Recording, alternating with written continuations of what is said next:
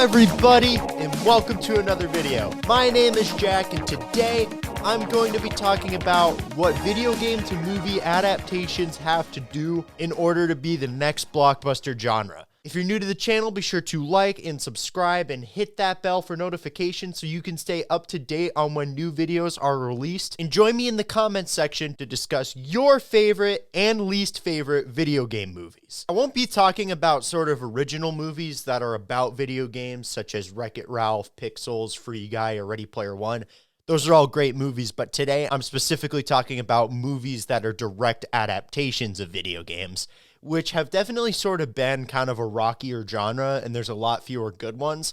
But now in the 2020s, they're really starting to pick up, so this is a video that I felt like I just had to make. Video game movies have been the underdogs of cinema for a long time, but it looks like those days are finally over. The Mario movie would have been the highest grossing movie of 2023, if not for Barbie. Sonic movies are about to become a full trilogy, and they've absolutely rocked it on streaming with shows like The Last of Us and Halo on Paramount+.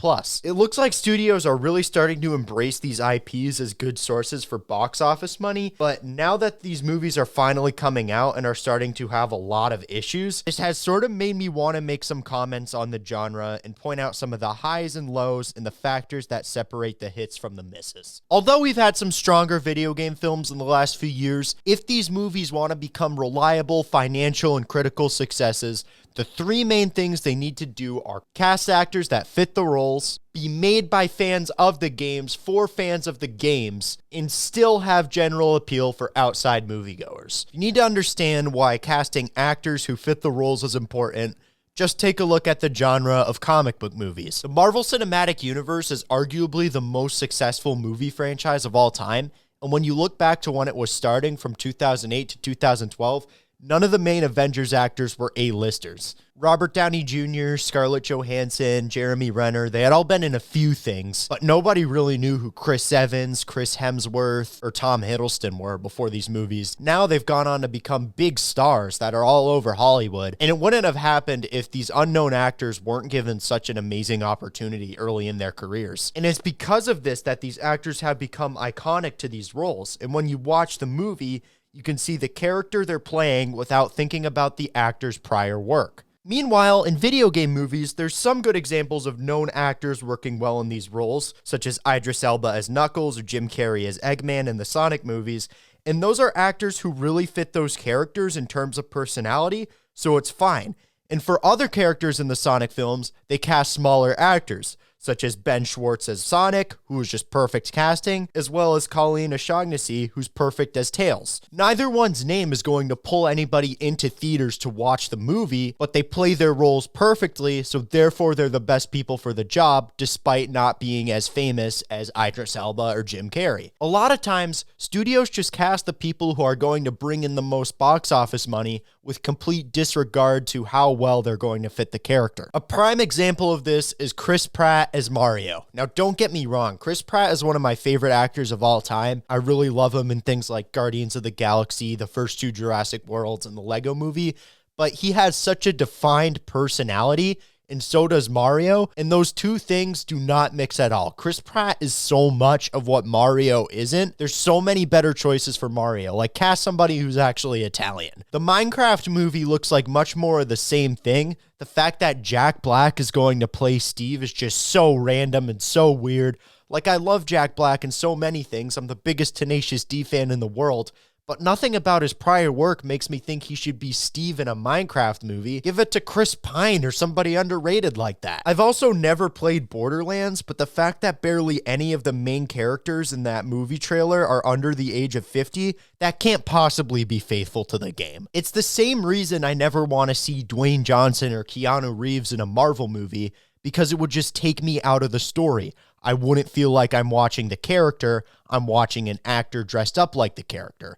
So that's really something video game movies need to do to suspend disbelief. It would be better if they cast unknown actors or just big actors who really fit the roles. It's also extremely important that they need to be made by the fans for the fans. We had a lot of video game movies come out through the 90s and 2000s, but studios just did not care about making these movies be loyal to the games. They'd assign random people to these things with minimal passion and maximum interference, so the final product would always be a mess. The old Mario movie might just be one of the worst movies I've ever seen. It's just so weird, so goofy, and so much not a Mario movie. It's honestly hard to watch. And it's not like these movies had a lack of talent either. Like the Street Fighter movie was written by Steven E. D'Souza, the same guy who did the Die Hard screenplay, but it definitely wasn't anywhere near as good as Die Hard because you aren't going to put the same amount of passion into a movie for some random video game as you are for a script that you actually pitched and wanted to be made.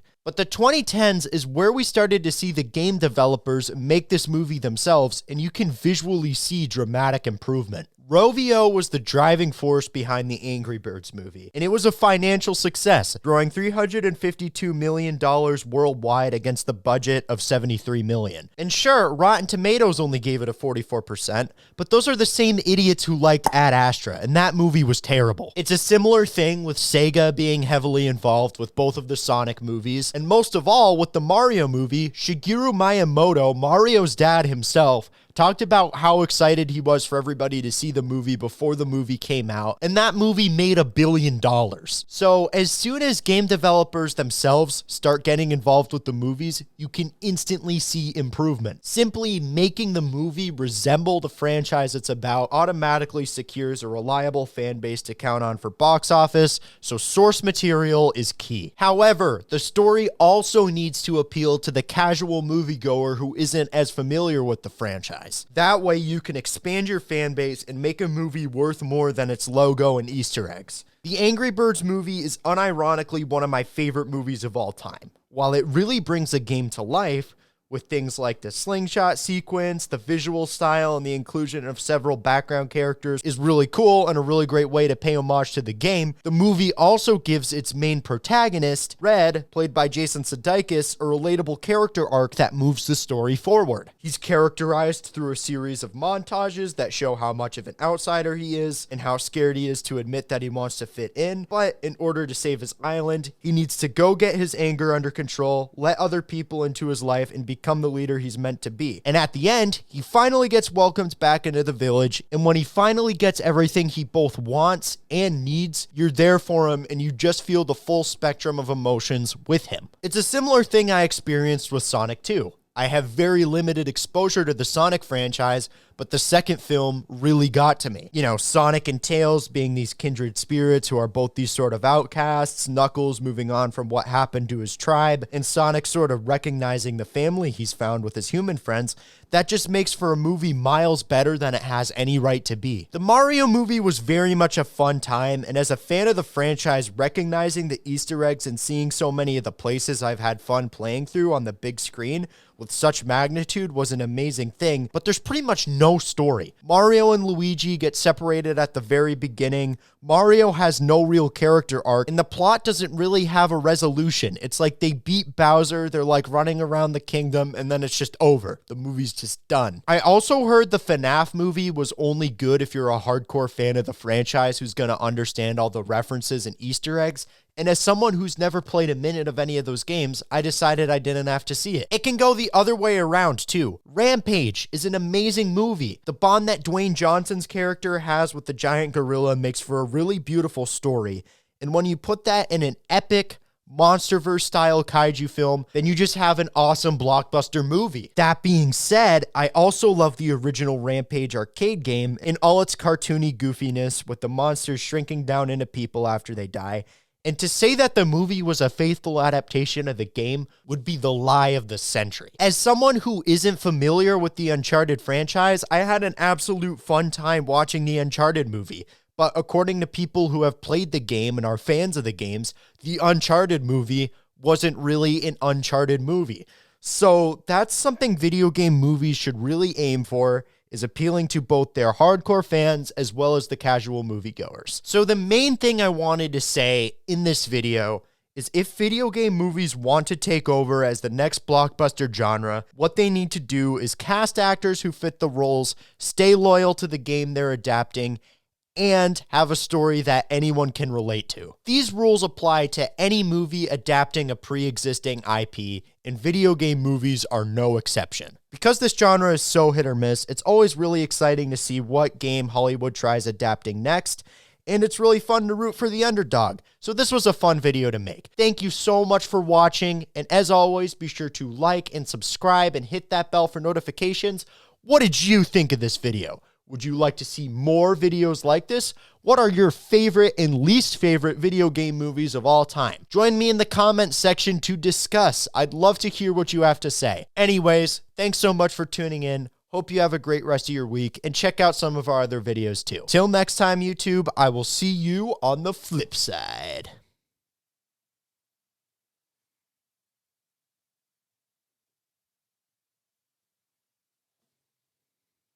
Good videos. Check them out.